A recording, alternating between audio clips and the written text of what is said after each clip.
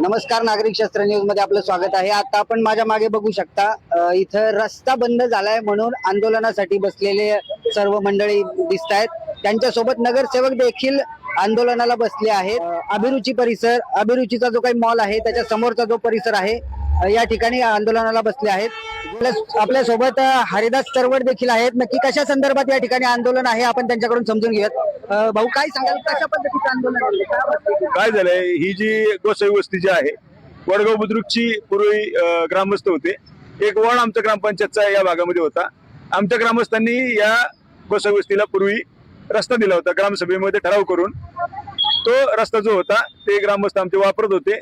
दुर्दैवाने काही कालावधीमध्ये त्या ठिकाणी शेण टाकलं गेलं आणि रस्ता विना वापरात आला। परंतु त्या ठिकाणी लाईटीचे खांब आहे, त्या ठिकाणी जाण्या येण्याचा कच्चा रस्ता होता। परंतु एका प्रायव्हेट जागा मालकाने शासकीय जागेमध्ये, पाटबंधारे वगैरे जागेमध्ये बेकायदेशीरपणे अतिक्रमण करून ती जागा ताब्यात घेतली, पत्रे मारले आणि यांचा जाण्या येण्याचा रस्ता बंद केलेला आहे। आज अशी परिस्थिती आहे, या लोकांना एक मुंगीस सुद्धा जाणार नाही एवढा रस्ता राहिलेला आहे, म्हणजे माणूसच जाऊ शकत नाही। चारही बाजूने यांचे रस्ते बंद करण्यात आलेले आहेत। या लोकांना काल मुलांची शाळेची परीक्षा होती, मुलांना परीक्षेला जाता आलं नाही। एक आजी आजारी पडली, दवाखान्यात न्यायला त्यांना जाता आलं नाही आणि गेले 4 महिने झाले हीच परिस्थिती आहे। महानगरपालिकेने त्यांना परमिशन कशी दिली? एका बाजूने ओढा आहे, ग्रीन बेल्ट आहे, एका बाजूने हायवे आहे, सिंगड रोड आहे आणि 2 गुंठ्याच्या जागेमध्ये 13 गुंठीचं अतिक्रमण। पाटबंधारे विभाग त्या ठिकाणी म्हणतोय की आमची जागा आहे आणि मग त्या ठिकाणी बांधकामाची परमिशन कशी दिली जाते? बांधकामाची परमिशन जर दिली नसेल तर त्या ठिकाणी बेकायदेशीर उत्खनन झालेलं आहे।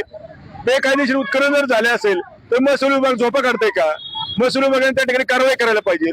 बेकायदेशीर उत्खनन झालेलं आहे, या नागरिकांना जाता येऊ नये म्हणून जाणून बुजून त्या ठिकाणी खोदकाम करण्यात आलेलं आहे। या नागरिकांची एकच मागणी आहे की आम्हाला जाण्या येण्यासाठी रस्ता मिळावा, कारण सरकारी नियमाप्रमाणे, महाराष्ट्र बांधकाम विभागाच्या अधिनियम प्रमाणे या लोकांचा लँडलॉक करू शकत नाही। त्या ठिकाणी त्यांना रस्ता देणं अपरिहार्य आहे आणि म्हणून बांधकाम विभाग, महानगरपालिका आणि पाटबंधारे विभाग यांनी एकत्र येऊन, पोलीस यंत्रणेने एकत्र येऊन या गरीब लोकांना न्याय देणं खूप गरजेचं आहे।